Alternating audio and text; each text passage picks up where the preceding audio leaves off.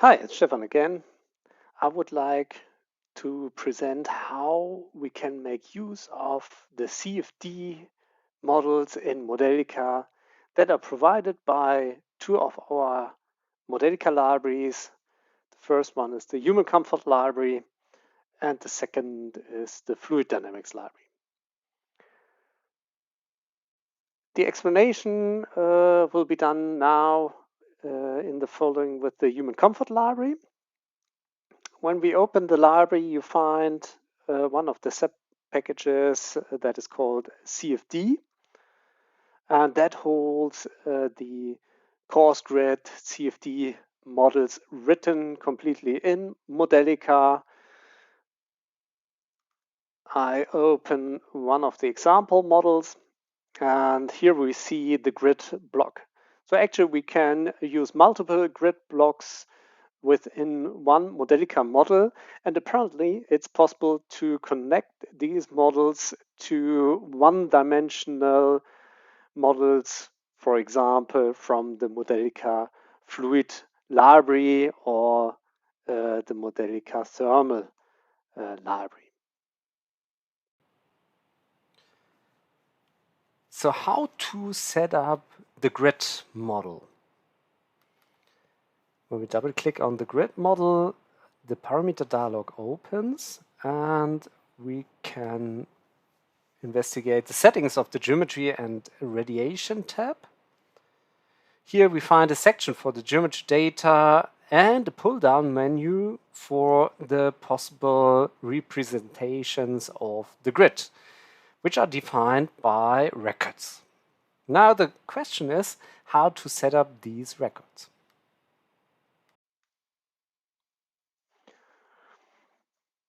The mesh generation is performed by our XRG score tool.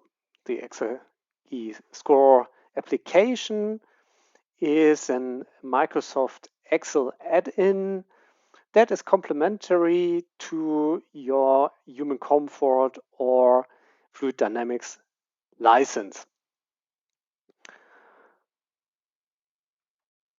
So the mesh generation is performed in a score, and the simulation later on in Dymola, visualization of the results again in score, and with the newest commercial version of score application, you can even carry out post-processing in ParaView, which is commonly, I think, known by CFD community.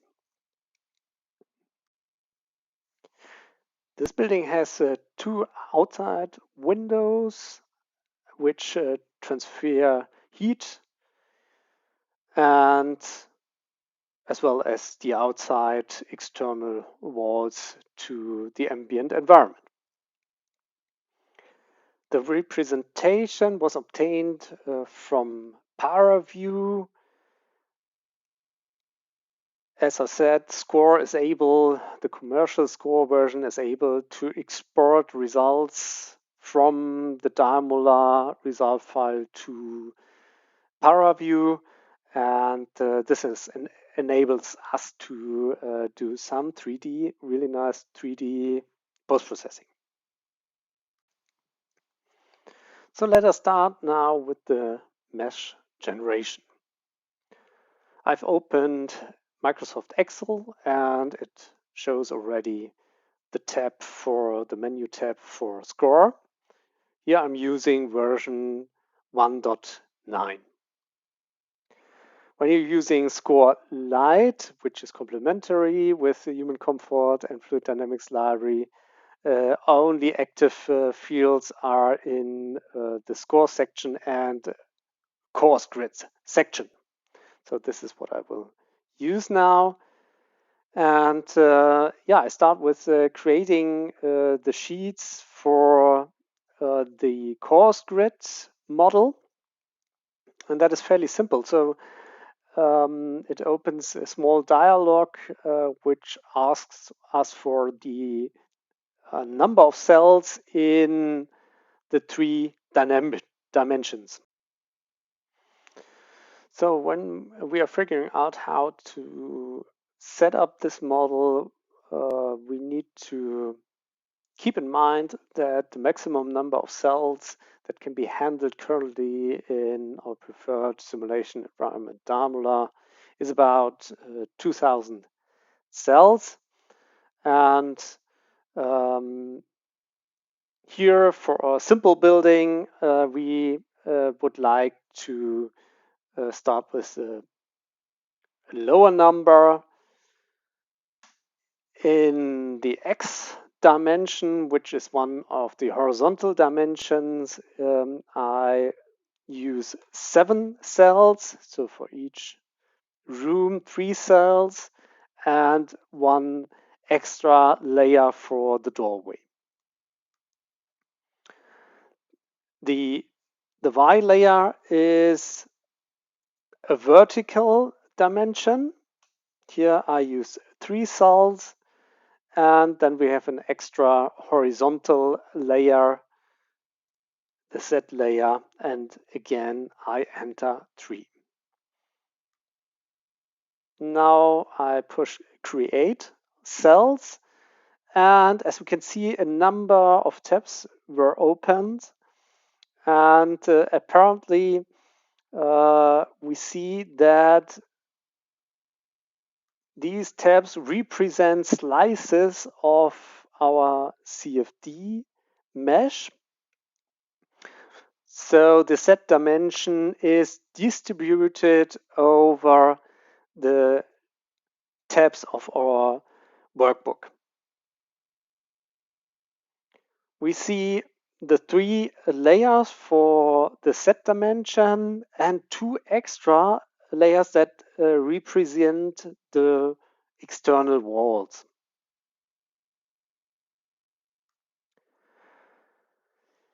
Now we are ready to put in some lengths for the dimension of each cell. So that can be done in each dimension, starting with the values for the X dimension. We are considering, as I said, a room that has a width and length of 3 meters. So I enter for X1, 1, 1. In total, we have now 3 meters. Now the wall thickness shall be 15 centimeters, and that is also the thickness of the air layer that represents the doorway. So second room, also 1. The height shall be 3 meters in total. So I spent 1 meter per cell. And the depth of the room is again 3 meters, so 1 meter per cell.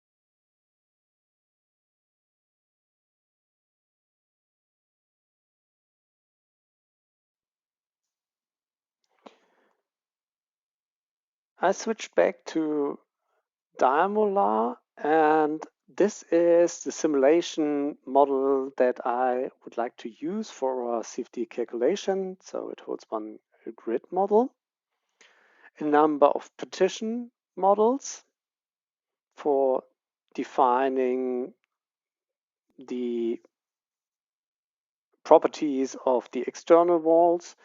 We have an ambient boundary condition model, the weather model, and also additionally we have a model that will do the calculation of internal loads, for example, uh, integrated by inhabitants, occupants of this building.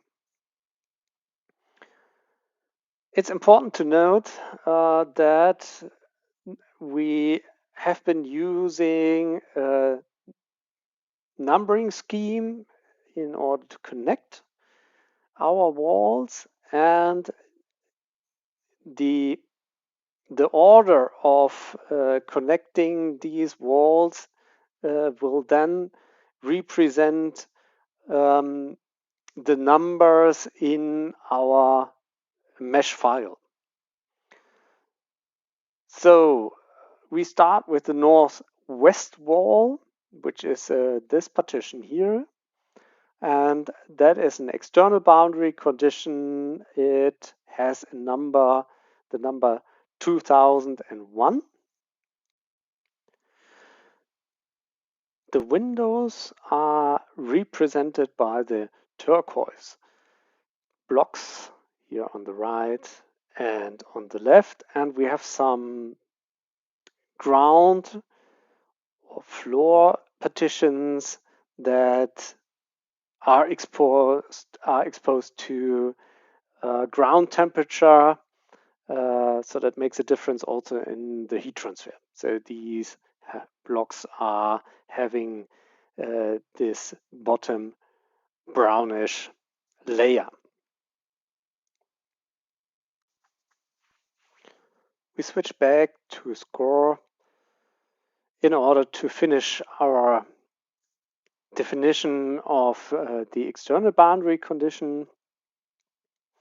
So it might be interesting for you now to learn how to define or find the correct layer for the corresponding orientation. So we see in this info image that the north orientation or the north walls are at the end of the set layers. So set N is the northbound orientation. East is at the outer X dimension, and the top at the outer Y dimension. So this will help you to identify where to put the corresponding numbers or partition properties, so to say, in the mesh file. So let us start then with the north walls. So we have defined two of them, and the second wall also has one window. So I start with 1001 for the northwest wall. Now the second external partition is here in this area.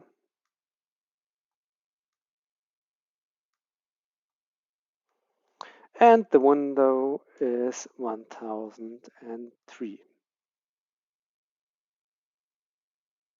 All other cells have adiabatic boundary conditions since they are, so to say, in the corner.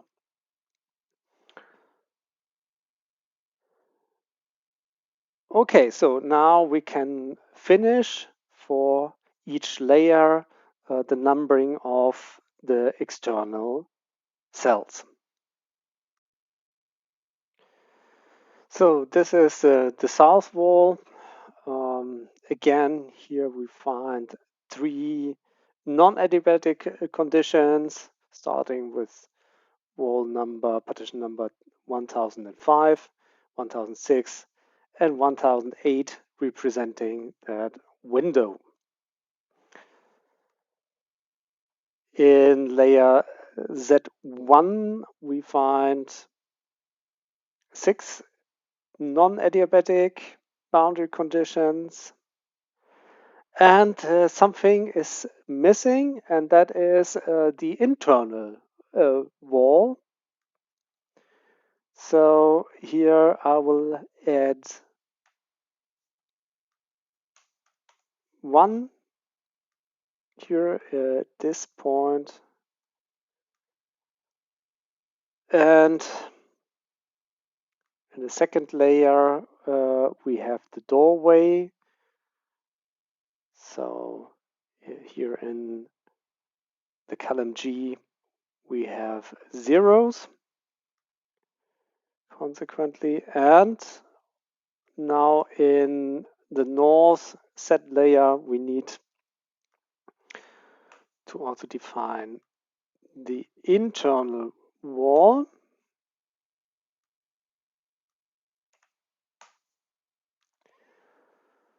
So, and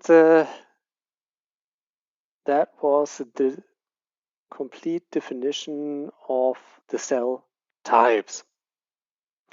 Another step is to introduce heat sources. So, for example, we might have some equipment within the air zone, or, for example, also one human being that will emit some heat. And this is something we can easily define here. So in the Q layers for our model, we can define heat sources, or let's say placeholders for heat sources we might exchange later on. That helps us to define the right position in our boundary condition file. So it's absolutely sufficient if you use constant values for the beginning, and later on they will be or might be exchanged by time depending values, but you can reuse then the array defining the heat sources. Okay, so this is now the complete definition. We can perform a check of the sheets, and that is positive and successful. And now we export at first our geometry to some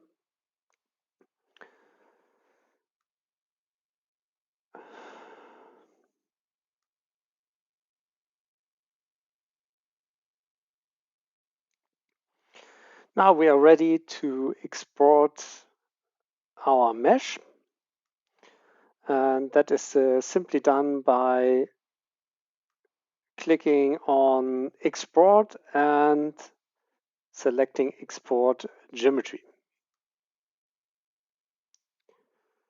Here I enter class name for the mesh, so that is the 2-room building, and then I save it.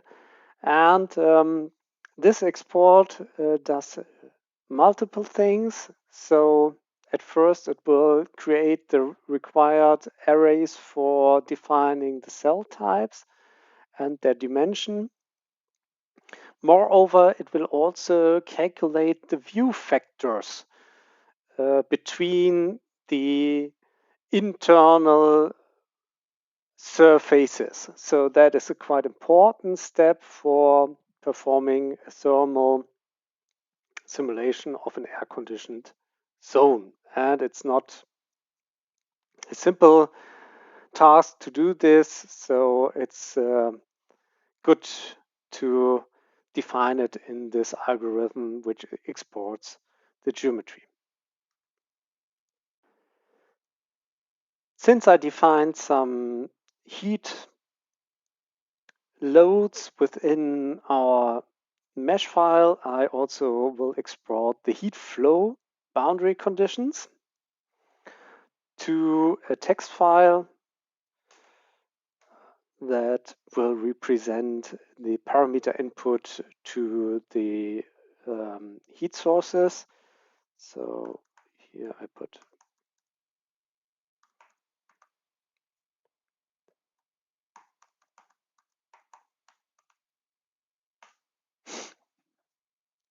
and this is also exported.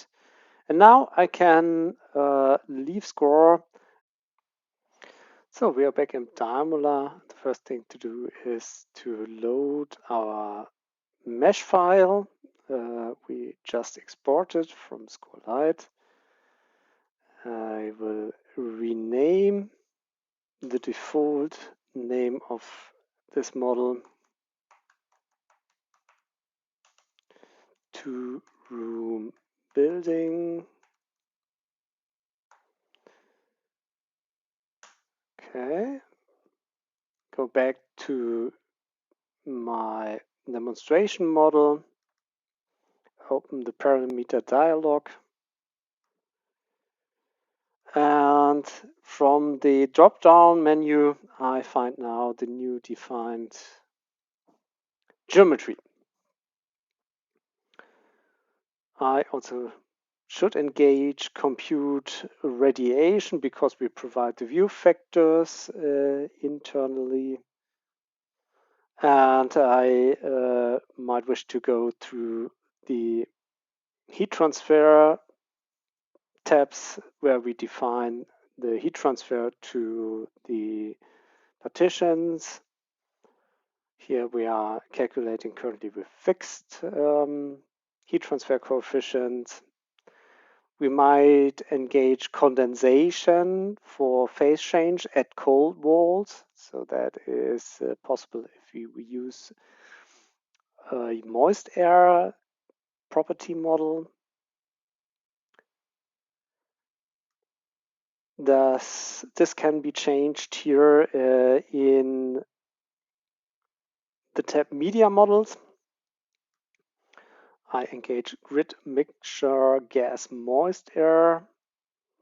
And also keep in mind that you might need to initialize the correct values for the moisture content, and this is done by the pressing edit button on the fluid property model. First item represents the fractional content of water in kilogram per kilogram. And next is the remaining gas or gas mixture for air. So I defined here 5 gram per kilogram water as an initial gas. And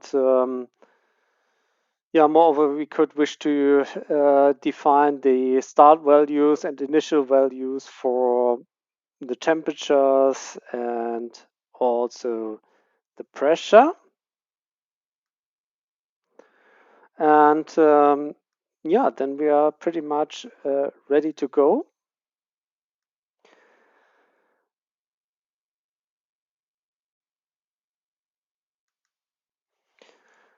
Since we have defined internal heat loads, these values need to be defined by our parameter input time dependent input Q flow source. And yeah, the definition of this array is a bit cumbersome, so we exported our input with constant values to a text file.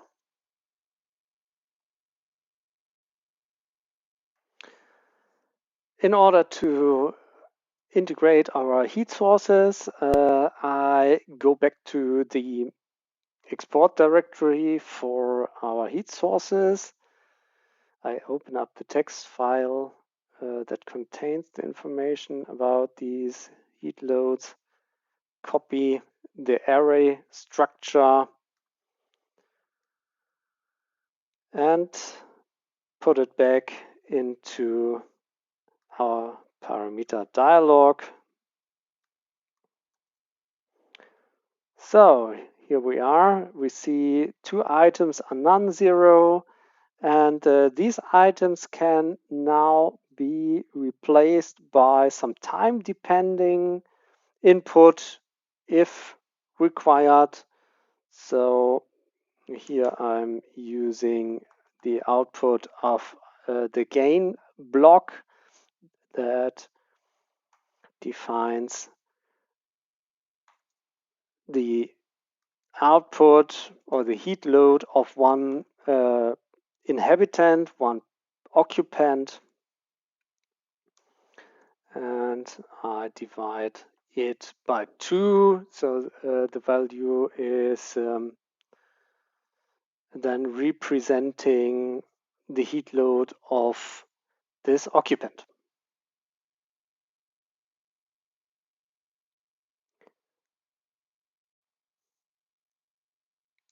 So next we can check if our model is syntactically correct.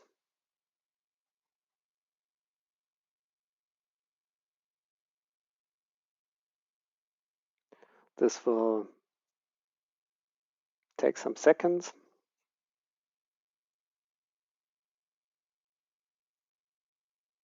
Yeah, and that was successful. One additional remark is about the two components in the bottom of this diagram.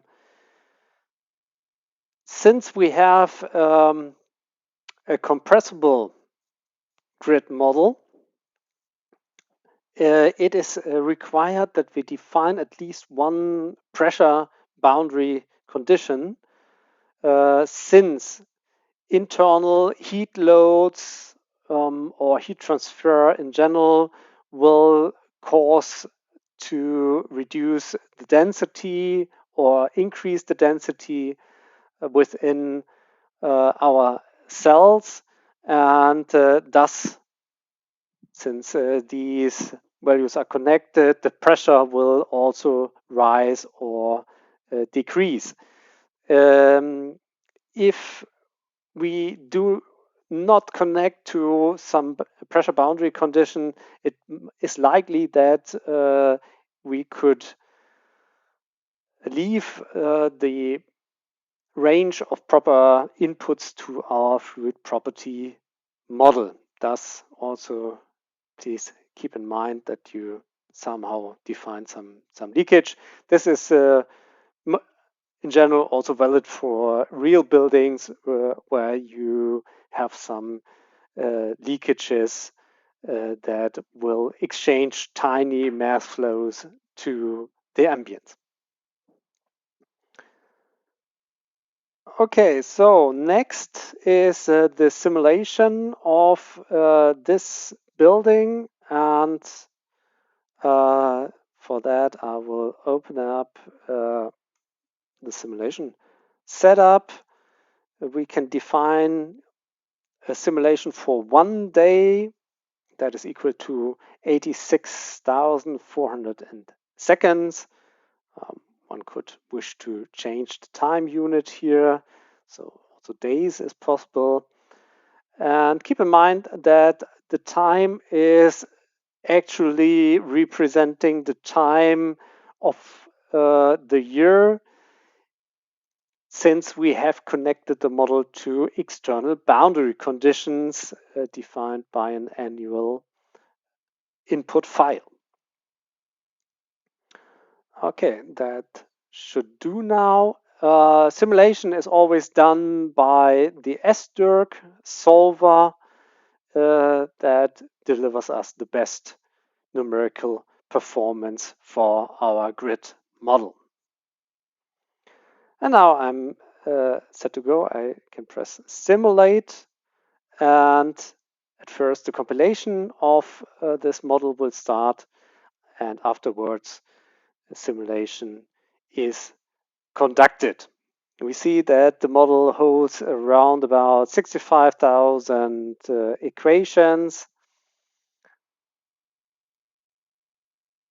and usually the compilation of these models takes a bit time in order to carry out the full symbolic transformation. Initialization is usually not a problem, as we can see, and then the simulation will start for this day, and it will be soon finished.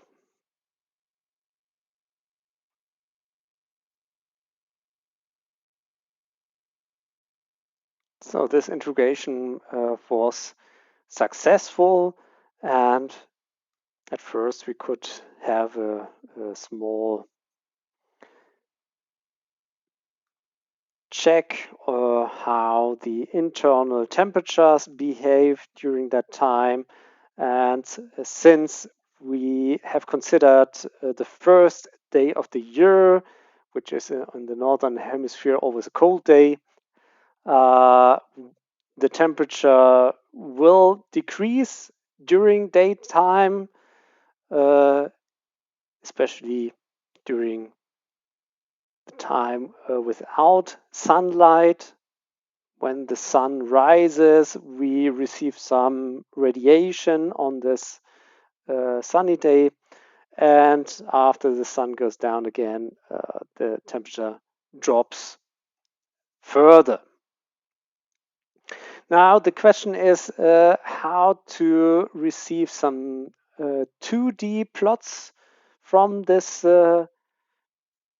model, and this is where Score Lite helps us again. I'm back in Score to do the post-processing of our result. I switch to a plot, and at first I need to define which kind of orientation my slices shall have. So in my case, I would like to investigate temperatures and also the flow in one of the central axes of my building. So I select an XY plot that starts with and ends with Z2. So in general, we just plot 2D images with Score, and we could at once do slicing for multiple layers, of course, but here I select just one, and that is layer 2. So I enable temperature. We could use auto scale, velocity, also auto scale, and heat sources, auto scale. Moreover, we could choose to enable to see the water fraction in air. Then it's possible to define an equidistant time grid to export our results, define some image properties, and then we would like to select a file that has been exported from our simulation. We find here, I plot.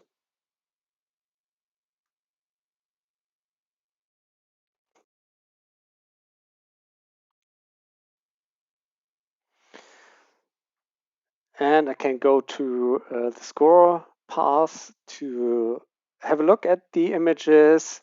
Alternatively, I may choose to import these images into some arbitrary sheet in my workbook. So this is what I do now.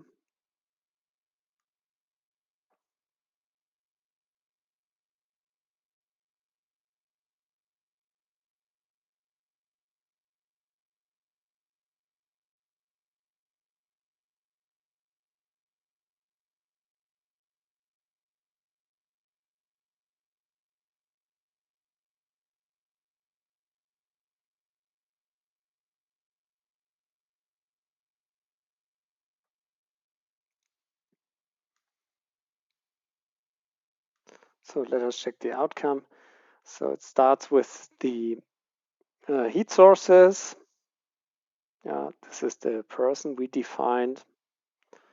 Then we see the temperatures at the end of the day, the temperature distribution. It's a bit cooler at the bottom, a bit warmer in the top area. And we see also some flow that has been created. So a vortex that is generated by the internal heat source of that human being. And here we see the moisture content. Yes, so this is the workflow for using our CFD models. And yeah, I hope you like this workflow. It helps a lot if you're already owner of a human comfort library or fluid dynamics library and you do not have this score lite tool. Please let us know. Contact us by our email address humancomfort at xrg-simulation.de. We are looking forward to get in touch with you, and we hope that you enjoy simulating CFD problems in Modelica.